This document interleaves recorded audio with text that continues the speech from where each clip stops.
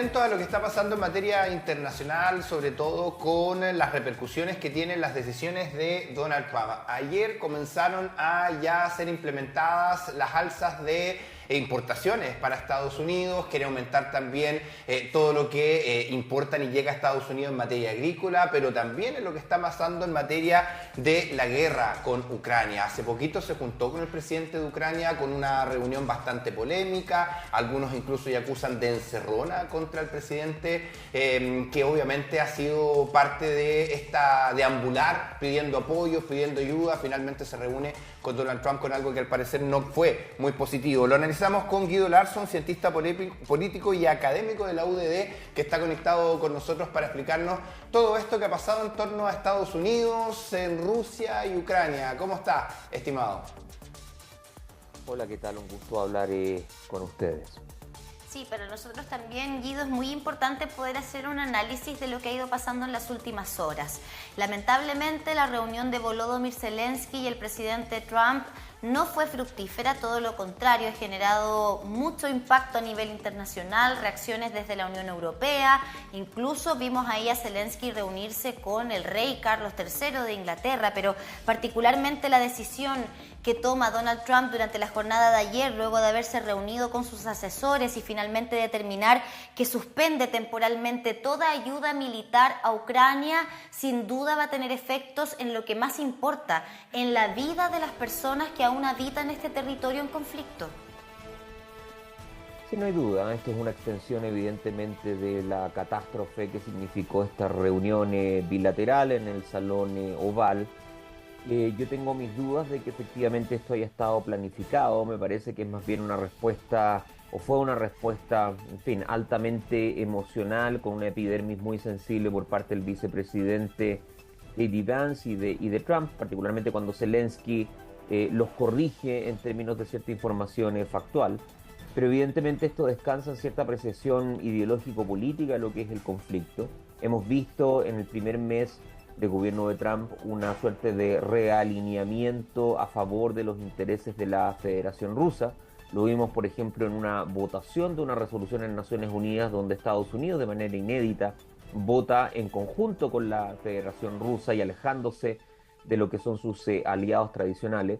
Donald Trump, durante su campaña, también prometió de que sus intereses iban a estar muy centrados en la política interna, y creo yo que el conflicto en Ucrania y también otros como el conflicto palestino-israelí desconciertan tal vez la atención que cabe tener sobre esa situación en particular, y parece bastante claro de que el conflicto ucraniano es algo que torna incómodo a Donald Trump, y frente al cual, bueno, se intentó por una especie de mecanismo transaccional. Ustedes recordarán esta supuesta idea de tener recursos minerales de Ucrania, pero esos recursos minerales desde el punto de vista de Zelensky siempre venían acompañados de una garantía de seguridad, algo que no ocurrió, y por ende entonces este anuncio de que van a congelar el apoyo a Ucrania no debiera sorprender a nadie, sobre todo considerando esta reorientación muy brusca y muy acelerada que Donald Trump ha tenido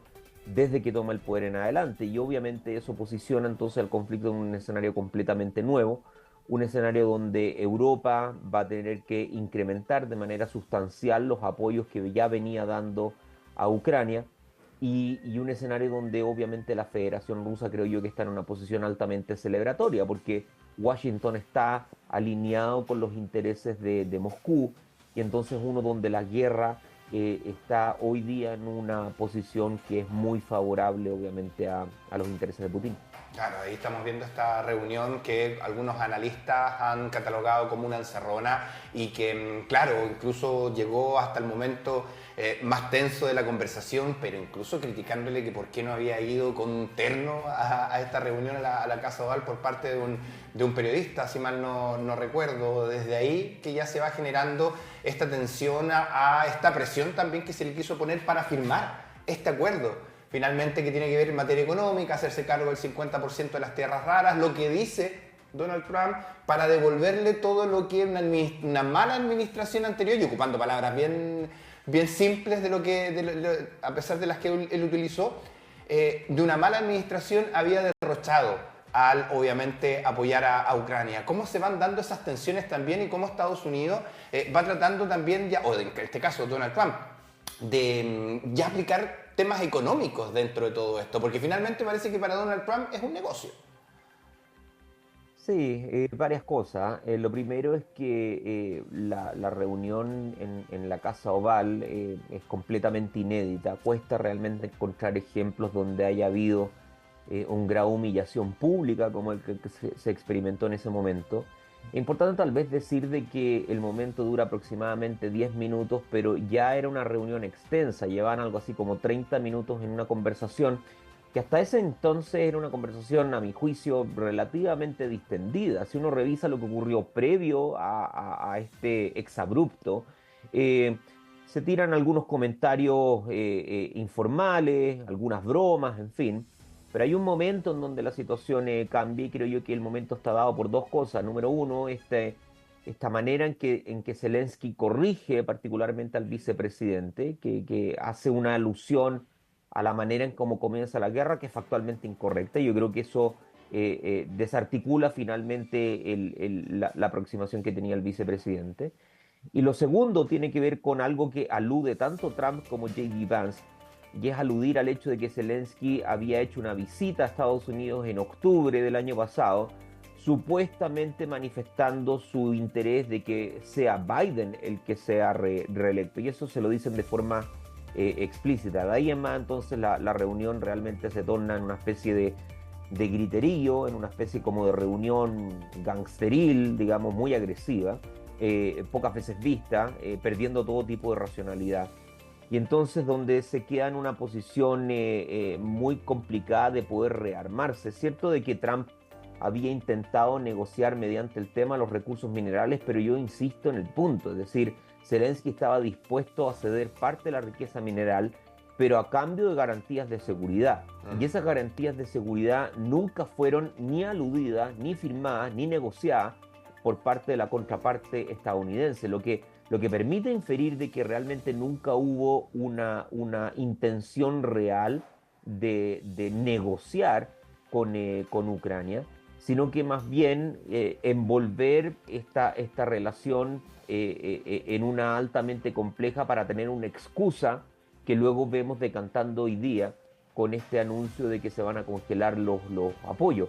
Ahora, nótese una cosa, y es que estamos realmente, me parece a mí, en una coyuntura histórica en la cual la alianza transatlántica entre los Estados Unidos y Europa tiene un potencial real de colapsar y donde la situación de los intereses de la Federación Rusa y un Estados Unidos alineado con esos intereses rompe finalmente una historia de 35 años donde al menos nominalmente la Federación Rusa había sido adversario de los Estados Unidos. Creo yo que es la primera vez en donde no solamente la OTAN tiene riesgo de colapsar, sino que la primera vez en 35 años donde un presidente de los Estados Unidos concibe de que los intereses de la Federación Rusa están alineados con los de su propio país. Por lo tanto, estamos realmente un hito de la historia política internacional que no se había visto, digamos, tal vez desde la Segunda Guerra Mundial.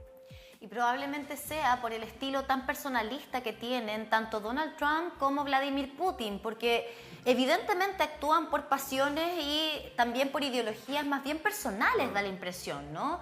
No piensan en lo colectivo, tampoco hay una visión a largo plazo de las decisiones que se están tomando el día de hoy. Particularmente Donald Trump ha quebrado confianzas importantes, como tú dices, con la Unión Europea.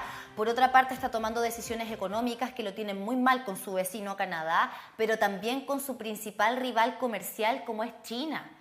China ha respondido fuertemente a las alzas para las exportaciones chinas en Estados Unidos.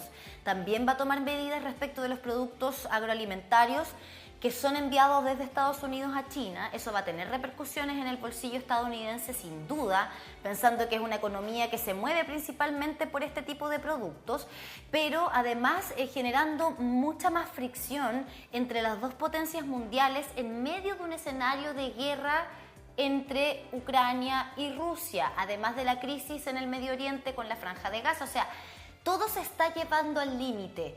Y me da la impresión que es lo que busca de alguna manera Trump. En algún momento lo conversamos también aquí con esto de parecer ser que se está comportando, una no locura, recuerdo bien, pero como un loco, ¿no? Un loco, sí. El comportamiento del loco, llevar todo al límite, vamos a invadir tanto, vamos a cortar estas relaciones, le vamos a cambiar el nombre al Golfo de México por Golfo de América. Y a ver hasta cuál es el promedio, ¿no? ¿En qué quedo? Y de ir bajando. Propongo esto, ¿en qué quedo? Pero eso puede generar un quiebre de las relaciones internacionales realmente grave, ¿no? Sí, yo creo que hay varios motivantes en la psicología de Trump. Desde luego, el que proviene fundamentalmente del ámbito tal vez de la celebridad en los Estados Unidos. Es muy sensible a contar continuamente con presencia mediática para bien o para mal. Y creo que hay que tomarse en serio esa afirmación, es decir, algunas de las cosas que realiza Trump se fundamentan en último término en esta necesidad imperiosa de querer finalmente ser el sujeto de discusión en todo momento. Hay otra que creo que es puramente transaccional. Donald Trump ha dado muestras de que suele tomar posiciones de negociación extremadamente agresivas para luego eventualmente retrotraer y hacer aparecer entonces el acuerdo como más moderado de lo que realmente es. Esto ya lo vimos en su primera administración, donde impuso aranceles del 19,3% a una serie de productos en China e intentar negociar luego con Beijing, algo que finalmente realmente no fructificó. Obviamente los efectos van a ser efectos inflacionarios hacia el consumidor estadounidense. Eso incluso para nosotros es problemático, porque si Estados Unidos comienza a experimentar presiones inflacionarias, eso va a llevar a incentivos de la Fed para subir las tasas, y las tasas evidentemente van a significar problemas para el acceso a crédito, incluso nacional, y obviamente para el valor del dólar en el país, lo que hace que las importaciones chilenas sean crecientemente más costosas. Pero detrás de todo esto, creo yo, es una manera tal vez de enfrentar las relaciones internacionales sin criterio estratégico, sin sopesar realmente los costos a mediano y largo plazo, y con una sensación tal vez incluso de cierta improvisación, de ir como cambiando tal vez la manera de enfrentar los dilemas con el paso del tiempo y haciendo ajustes que incrementan finalmente la incertidumbre y la imprevisibilidad. De hecho, esa es una de las razones por las cuales las declaraciones del próximo canciller alemán, Friedrich Merz, tampoco debieran sorprender, en términos de que él lee de que sostener 4 años así, con estos grados de imprevisibilidad e incertidumbre, son imposibles, y que por ende el llamado es que realmente Europa tiene que valérsela por sí mismo. En ese sentido, Starmer, el primer ministro británico, y Emmanuel Macron, el presidente francés, creo yo que siguen todavía en el interés de intentar negociar, de intentar dialogar con Trump, pero creo yo que las muestras, al menos de este primer mes que ha dado Trump, es que no tiene realmente mucho interés en solventar la relación transatlántica, y eso, como efectivamente tú bien decías, puede derivar en una situación de colapso de esa relación, de fragmentación finalmente de las alianzas, de recomposición de lo que es ser adversario o ser aliado de los Estados Unidos, y de ahí entonces a una reconfiguración mundial más amplia. Por eso insisto un poco en el punto. Creo yo que estamos en una coyuntura histórica que tal vez no se había visto en 80 años a nivel internacional y cuyas consecuencias recién estamos empezando a sopesar.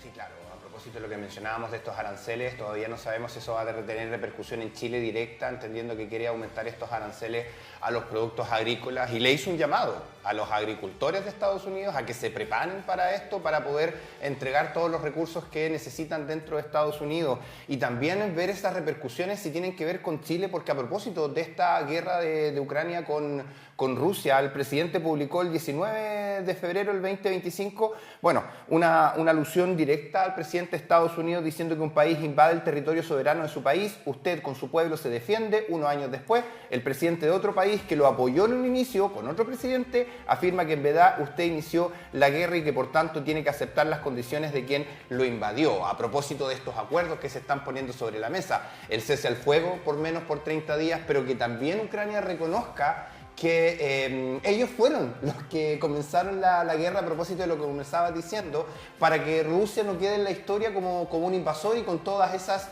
presiones y consecuencias también que tiene la jurisprudencia internacional. ¿Cómo se toma eso y cómo estas declaraciones del presidente también nos podrían sumar a esta guerra comercial con Estados Unidos?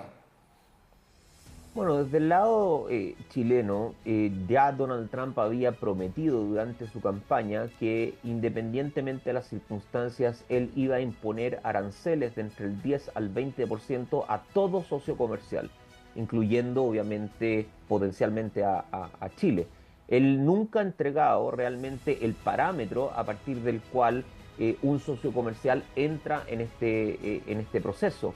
Pero evidentemente todo socio comercial, incluyendo nosotros, estamos en riesgo de imponer, de ser sujeto de aranceles por parte de los Estados Unidos a nivel agrícola, a nivel minero, por ejemplo, etcétera. Lo hemos visto con Canadá, lo vimos con México, lo estamos viendo con China y probablemente a eso se va a ampliar a Europa. Lo que habla obviamente de una política altamente disruptiva y una política que probablemente va a tener consecuencias negativas no solamente para Estados Unidos, sino que para la economía mundial. Creo yo que eso también explica los ajustes a la baja que han hecho una serie de instituciones financieras a la hora de evaluar la economía tanto nacional como la economía regional. Pero no solamente por el impacto inmediato, sino fundamentalmente por esta noción de incertidumbre, de no saber realmente ni cómo, ni cuándo, ni bajo qué criterio estos aranceles pueden ser impuestos. Y luego, obviamente, sobre la guerra a Ucrania, el principal problema es que hasta ahora los Estados Unidos no ha dicho cuál es su teoría, si se quiere, del cese al fuego. En otras palabras, claro, uno puede aludir a la idea de un cese al fuego, pero no se explica bajo qué condiciones. Hasta ahora está la situación de facto. De facto, la Federación Rusa ha anexado la totalidad de Ucrania Oriental, la totalidad del Donbass, y más aún ha decretado que esa zona es unilateralmente territorio ruso. Pero ahí viene obviamente la pregunta, ¿está Estados Unidos tácitamente reconociendo la posesión soberana del Donbass por parte de la Federación Rusa? Y si eso es así, ¿por qué detenerse ahí, no? Y ahí obviamente viene la gran interrogante. Yo plantearía dos preguntas abiertas. Una, parece claro, de que los Estados Unidos no tienen interés de participar directamente en el conflicto ucraniano, lo que obviamente da incentivos a la Federación Rusa para ir más allá del Donbass. Y ahí viene la segunda pregunta en voz alta. Bueno, si es que la Federación Rusa intentase, por ejemplo, anexar parte del territorio de un país del Báltico que forma parte de la OTAN. Bueno, el artículo 5 de la OTAN dice de que los miembros de la OTAN debieran defender a aquellos países que son atacados. Bueno, ¿Estados Unidos estará dispuesto a defender a un país del Báltico? Si la respuesta es no, entonces de facto la OTAN ha colapsado. Y yo creo que realmente estamos en una avenida de ese tipo, estamos en una trayectoria donde la pasividad de los Estados Unidos envalentona finalmente a Moscú y donde finalmente si ocurren hechos en terreno que afectan a un miembro de la OTAN y Estados Unidos no responde, eso de facto significa entonces el colapso de esa organización y el término también probablemente de la relación transatlántica. Por ende, el año 2025 creo yo que es un año absolutamente definitorio para la trayectoria de las relaciones diplomáticas internacionales y de la configuración geopolítica a nivel mundial. Claro, y la pregunta que surge, ¿qué nos podemos esperar de un mundo así? De un mundo con esta nueva configuración, si se quiere, a partir de estos conflictos. Pero claro, a propósito de lo que mencionábamos hace un rato, ¿cierto? Donald Trump ha detenido la entrega de armas y objetos militares que ya estaban preparados en Polonia, estaban listos para ser entregados en Ucrania. Eso ya está todo en pausa, no sabemos si en pausa o detenido definitivamente. Por su parte, Corea del Sur ha dicho que va a seguir apoyando a Ucrania con entrega de implementos militares. Eso también responde a otra fricción entre Corea del Norte y Corea del Sur, porque Corea del Norte entrega apoyo a Rusia particularmente. O sea, vamos viendo aquí cómo las piezas de ajedrez se están moviendo diferente quizás. Es un nuevo tablero que propone Donald Trump, que propone y dispone más bien con todas las decisiones que ha estado tomando. ¿Qué podemos esperar entonces de ahora en adelante? ¿Estamos realmente cerca de un acuerdo de paz o de una tregua como lo ha propuesto ya tanto los líderes de Francia y también de Inglaterra?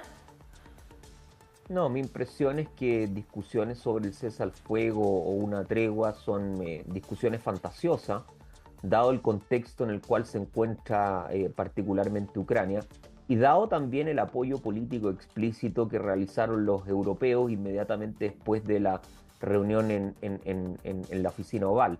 Yo creo que lo que uno puede esperar y hacia dónde está transitando la presión es un aumento en los presupuestos de defensa de los principales países europeos. Gran Bretaña ya anunció que iba a pasar de un 2,3% del PIB a un 2,7% del PIB.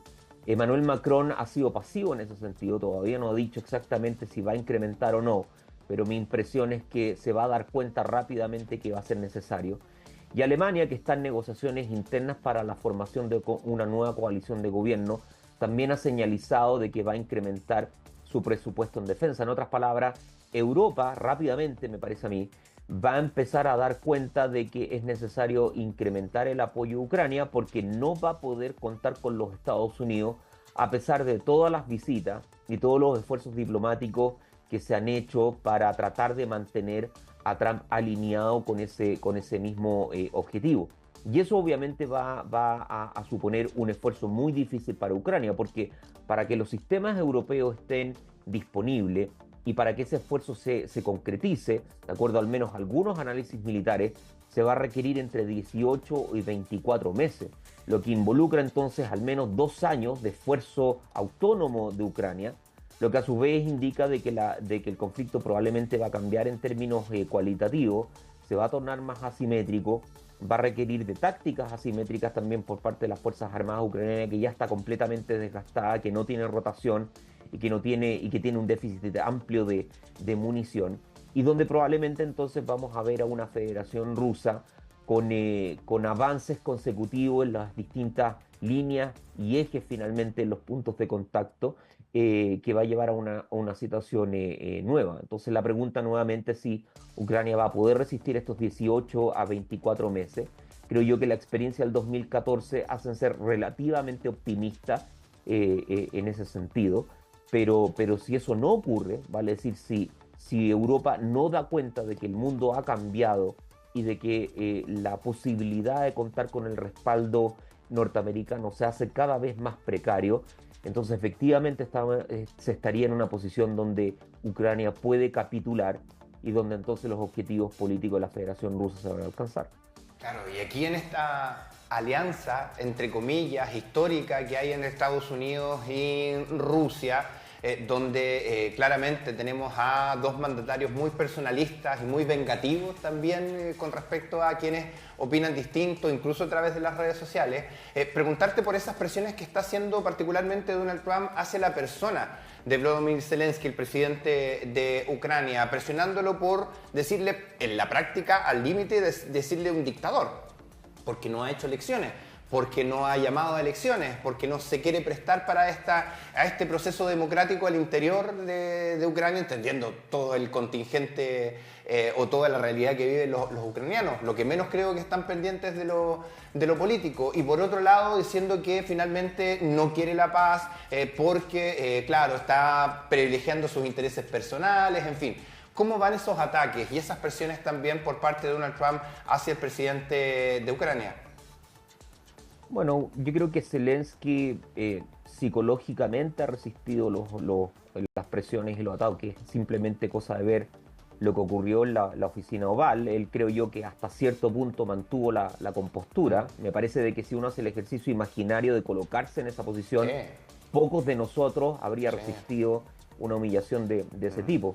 Ahora, Trump evidentemente ignora que la misma constitución ucraniana prohíbe la realización de elecciones en la medida en que el país se encuentre en una situación de guerra. Entonces no es simplemente el grado de ofuscación de Zelensky o la negativa de Zelensky, sino que la constitución ucraniana es la que está inhibiendo la realización de nuevas elecciones, a pesar de que el propio Zelensky ha dicho de que si su remoción involucra la mantención del apoyo norteamericano, él estaría dispuesto a hacerlo. Pero creo yo que acá hay que dar finalmente con una verdad incómoda que nadie realmente ha querido aceptar, y es que Donald Trump y los Estados Unidos, bajo su mandato, no son realmente, me parece a mí, un socio confiable ni para Ucrania ni para Europa. Y yo creo que particularmente Francia y Gran Bretaña siguen en alguna medida operando bajo esa ilusión, bajo la ilusión de que con mayor diálogo, con mayor concesión, con mayor visitas a Washington, va a ser posible alinear a Donald Trump, y me parece a mí que eso no va a ocurrir. Y por eso el llamado es un llamado de urgencia y un llamado de emergencia que han hecho otros políticos europeos, particularmente Ursula von der Leyen, particularmente el secretario general de la OTAN, Rutte, también a quien yo acabo de mencionar, Friedrich Merz, de decir de que el escenario cambió y no hay realmente una posibilidad de retrotraer lo que ya ha ocurrido.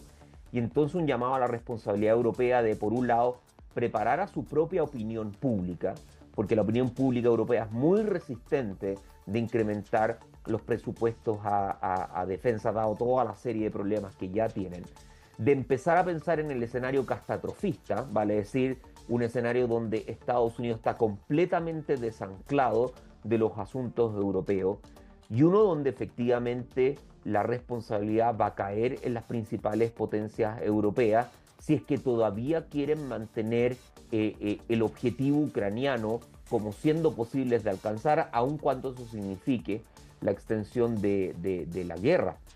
Entonces, simplemente con esta descripción creo yo que es bastante fácil visualizar de que el escenario para Zelensky es un escenario de pesadilla, es un escenario muy complicado, es un escenario donde todavía él ha estado cauto de llamar a una movilización general de los adultos masculinos en Ucrania, pero es posible que esa sea una decisión que vaya a tener que tomar, particularmente para dar respiros a las tropas en el frente y garantizar su rotación. Entonces, creo yo que es una coyuntura extrema, una coyuntura no vista, y una coyuntura que, quieras o no, va a tener efectos a todo nivel. Ya lo estamos viendo a nivel de los aranceles y por ende la economía, pero también en las trayectorias de mediano y largo plazo a nivel mundial.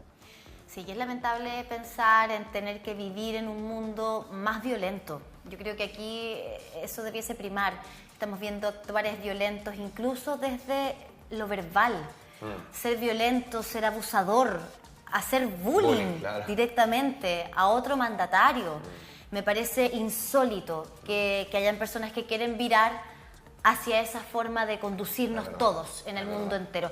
Guido, te agradecemos por esta conversación, por este análisis, y vamos a estar muy atentos a lo que ocurra de ahora en adelante con este conflicto que queremos que llegue pronto a su fin. Muchísimas gracias.